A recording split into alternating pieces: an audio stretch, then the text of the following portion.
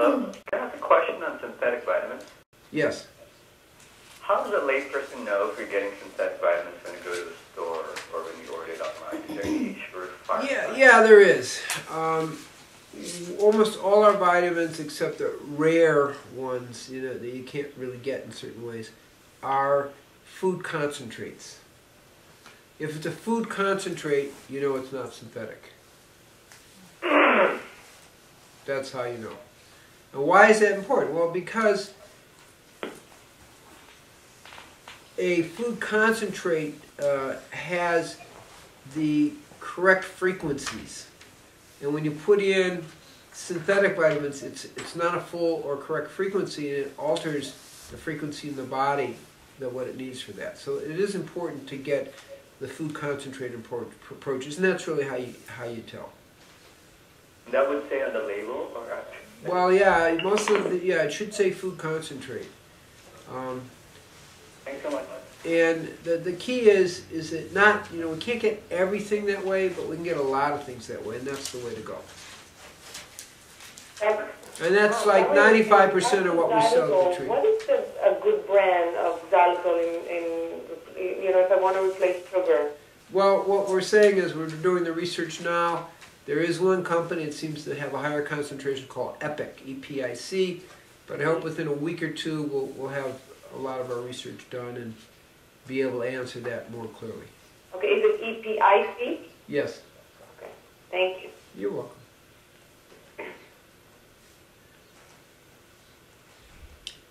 Any other questions? Have you heard of a drusen that forms in the optic nerve?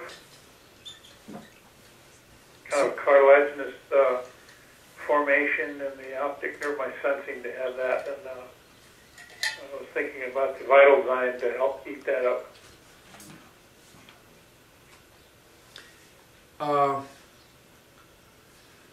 Not specifically familiar. Vitalzyme may help a little bit, but not necessarily. I think that he should try to get on a live food diet. Live food diet, okay. Because it sounds like more like deposits happening on the optic nerve. It's kind of a genetic, they said there's a genetic propensity towards it. It's fairly common, not tremendously common, but it is. Well, the teaching is genetics loads the gun, but your diet and lifestyle pulls the trigger. Gotcha. So we can never think about genetics as a cause for everything. Excellent. Okay. Steve, Yes. Gabriel,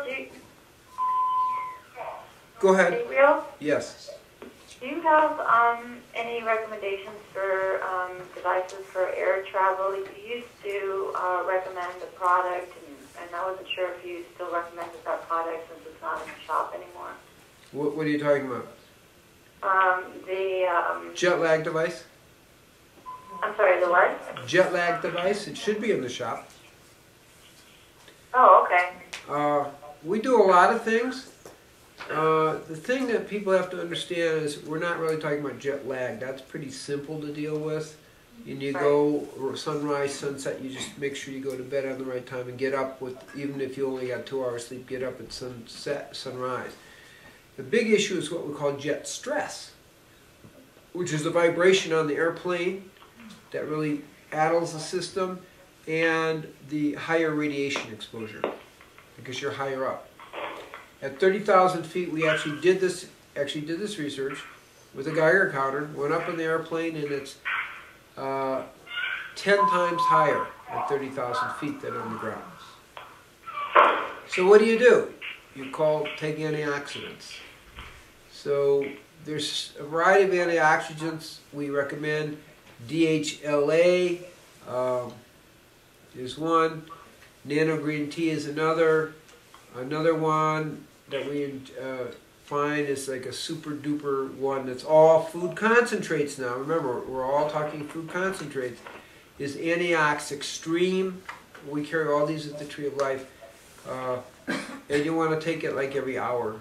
Take a cap every hour. And they're all completely organic and so forth. And that really helps a lot. And then we use the jet lag device, which is, it creates the frequency as if your body's on the ground. So it creates a stabilizing frequency of what is close to, let's say, the Schumann resonance. So those are the basics. And of course, drink plenty of fluid. Try to move around every hour or two. Those are the main things. It's really hard because you can't, you have the bottled water, you can't do your own prepared water, but you can put crystal energy in the water that you get on the airplane. Those are the basics. What about any of the anti-EMF devices? Do those help at all? Yeah, they do. Any in particular that would work? I can't give you one in particular. There's basically two kinds of devices. One device is something that just kind of strengthens your body. Tack-in will strengthen your body and so forth. And another kind of device is actually repels the electromagnetic. It creates an equal and opposite field. And we carry all those kind of devices here. The pin armor in specific, which it looks like it is metal, but you can walk right through the system with it, is good. And we will be introducing soon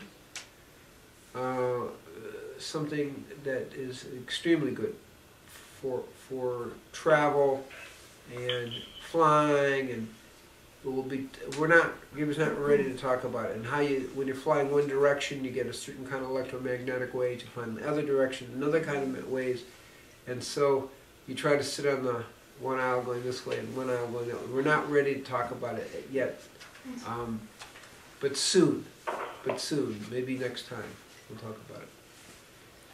It's kind of exciting, or maybe just talk maybe in a month or two. We're not sure exactly what we want to put out yet. And also there is a device we have here for after you've gone through the x-ray machines, yourself, and all your stuff, because it takes an imprint, and we have a device to erase that imprint. Why is that important? Because that imprint makes you susceptible to negative fields. It attaches to you, and that imprint then, in attaching to you, makes you. And so when we take that imprint off you, then what happens is actually the negative fields that are out there can't stick to you. That's a kind of rough way of talking about it. What is that device? Well, the one device, it's a little laser light that we have at the store. We sell it in the store for taking off these negative imprints. And we also use it for any food. Any food you get in the store has these imprints on it. And you've seen the label, when you go through and it has all those lines. That's the imprint stuff. And it erases those imprints on the food and on yourself. Anytime you go in the store, you're going to get these imprints. And so we routinely laser all our food that we buy from the store. Now, when you're growing your own, that's obviously not a problem. I was asking what the name of the laser device was. We didn't see this before. You don't know what it is. It's a laser device for imprints from Premium Research. Have you had any experience with, for instance, when doing photography, I would put my film in a lead bag that I have for photography. Is that No, that seems to work, yeah. I have a question. Yes. I have a question about using homeopathy to treat depression. About 6 weeks ago, I was treated with what was recommended by a very good practitioner, and I felt the effects immediately, felt much better, and in the last week or so, it's almost as if the magic potion was wearing off, and all of these feelings were coming back. So I was wondering if Gabriel could advise me what what it might be that I'm experiencing and how I should move forward.